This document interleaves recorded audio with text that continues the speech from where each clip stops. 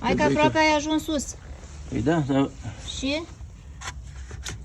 Trebuie să le împănezi acolo. Unde mai bați și mărarul? Mărarul vine aici, mă, da. Chiar în gura butonului, Da, acum, și pe urmă el se duce. Când pune bunul murături, ne strângem cât mai mulți din familie.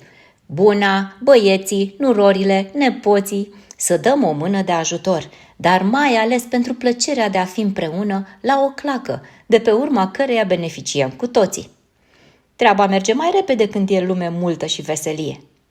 Nu toți, în schimb, vor să se lase filmați și atunci i-am oferit lui Bunu rolul de șef în ale murăturilor și de erou al întâlnirii de astăzi. Adevărul e că i s-a dus vestea pentru murăturile pe care le face. Astăzi vom afla rețeta și secretele atât de bine păstrate din moși strămoși. Bunu pune murăturile în butoiașe de 30-40 de litri cu capac cu filet care se închide foarte bine, butoiașe pe care le spălăm cu apă fierbinte înainte de orice altă treabă. Curățăm cu toții și spălăm legumele: gogonele, castraveți, pepeni mici, ardei dulci și ardei iuți, conopidă, morcov, țelină, usturoi, hrean și câteva mere. Apoi frunze de țelină, crenguțe de vișin și tulpini de mărar uscat cu inflorescențe pentru gust. O să vă las cantitățile aproximative în descriere. Mai avem nevoie de sare pentru murături, adică sare neiodată, și de apă caldă. Și putem începe. Ce ai aici? Vișin? Vișin. Bun. Mai departe. Ramură de vișin. O parte. Deci ai țelină, Morcov. Așa. Acum începem cu pepenașii. pepenașii. Pepenașii sunt spălați, da? Pepenașii, dacă e butoul ăsta mare, bă, da. O discuție întreagă aici despre pepeni, care trebuie să fie tari, să nu fie bătuți.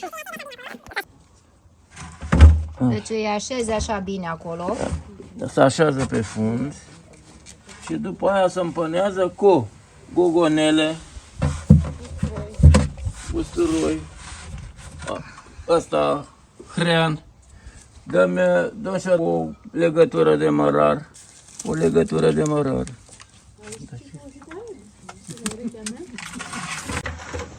Așa.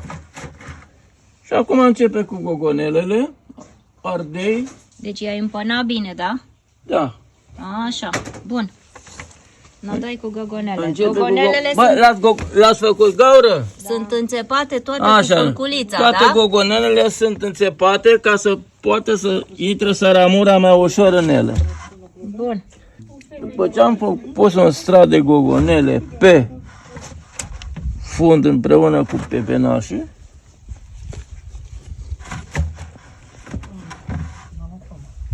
asta cred că le ia toate gogonelele. Ia să văd eu ce face aici. Moș Nicolae. Așa. Dar vezi că nu-i împănat bine, că eu văd spații diferite. Păi stai că acum împănează. Du-te, te rog, și dă cu linguroiul în cratița aia de magiun.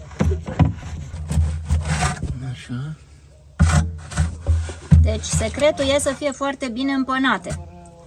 Păi împăna, că dacă pui saramura pe urmă Da. ai înțeles, da? Se ridică în sus. Mai ales astea. Pune Conopida. conopii de 2 sau 3 bucăți la fund. Că o să punem mai sus restul. Și morcov ai zis. Și morcov, unde e morcov? Ah, pardon. Păi marmelada mea, mă, cum ar putea să miroasă altfel? Nu, că nu-i Cam slab la tăia prea subțire. Auzi că ai tăiat prea subțire morcov. Da, mănâncă ea. Tu-l mănânci. Așa. Ce vrei? Usturoi bunul, nu pui? Da. Usturoi, Acum căutam usturoi. Ia. un măr. Acum pune și 5-6 căței de usturoi. Da. Frunze de țelină pui? Da. Acum?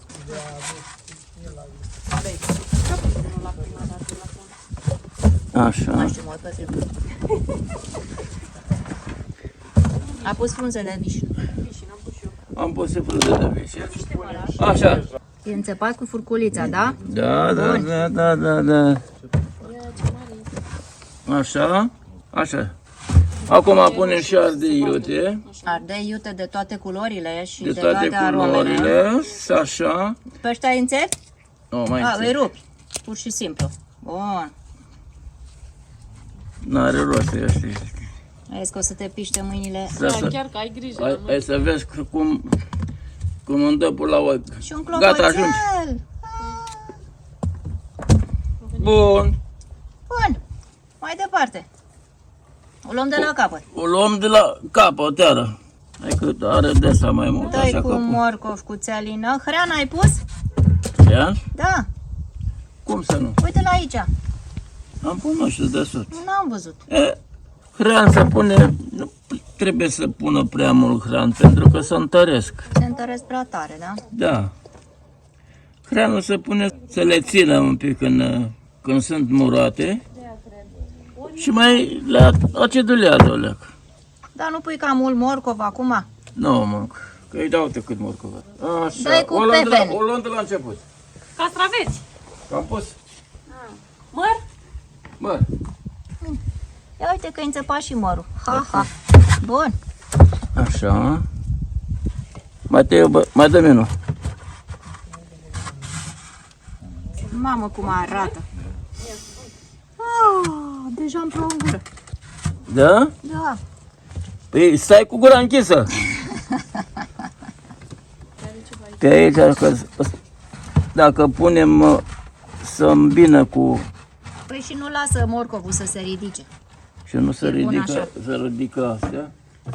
Astea alea mai mărunțele. Deci la parte. Așa, mai dă un pic de conopidă. Ia văd că nu trebuie. Asta că pune acum pepene. Asta e Asta e cam mare, mă. Hai, o luăm de la capăt. Dă-i cu pepene. Bun, dar înainte de a pune pepene, hai să mai punem niște frunzulițe aici de țelină. Dăm și bețele alea care le-am tăiat eu. Așa. Asta le punem pe aici la fel, când punem pepene să se așeze pe el. Pe salteluța pentru pepeni. Și începem iară cu pepenașii. Ia să vede de unde începem. Între. Cred că le împacă pe toate combinația asta. Da. Toate poftele, toate gusturile. Conopida. Acum mai punem vreo 2-3 asteiași, deși erau aia cape aia bun pentru cel mai mult pentru Asta e în și băieții. rețineți pentru nu prea țin ăștia, asta e. Deci, rețeta originală e cu capia. Clar. Bun. Este ardei de ăsta iute. După ardeiul gras, ardeiul iute. Iute. Așa. Conopidă mai trebuie. Mai împănăm aici vreo 2-3 conopide. Așa. Și o luăm de la început. Deci acum te învârți și pui și gogonele, și gogonele, și morcov, castraveți, și morcov, țelină, și țelină, rădăcină, și pepene, și conopidă, Da. și ardei, și frunze de țelină. Frunzele Mețe. de țelină să pun, că se așează bine pe... E ca un tampon, așa cum ai zice. Și dacă era vasul transparent, se vedea întâia.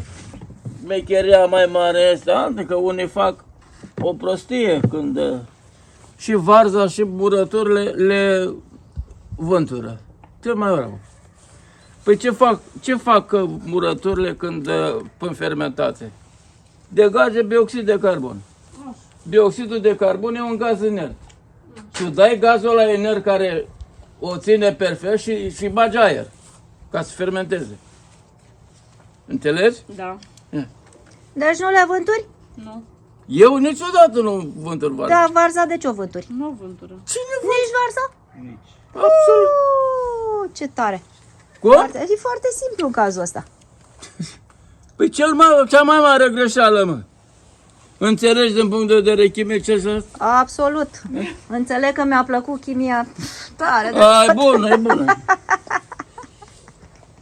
Deci nici măcar niște varză și niște murături nu poți să faci dacă nu știi chimie. Nu poți. Nu poți. Nu poți să le faci corect. Uite așa o să dau eu titlul Cum se fac murăturile corect. Este? Da. Da. Ne spune un chimist, nu oricine. Înainte venea cu bolovanul de sare acasă. Tăia din el și o toca, o bucată o dădea la vite și una o punea deasupra pe varză. Era normal să o vânture, că aia s-a dizolvat și pe urmă trebuia să... De aici a plecat cu... Ai înțeles? Da, fiecare lucru are o explicație. Când scoate o bogonică, un morc, o murată, o conopidă, ia și doi căței de ăștia sus. Păi ce ar putea să fie rău? Păi cum să fie? E chiar foarte bun. Nu-i nici iute, numai bun de...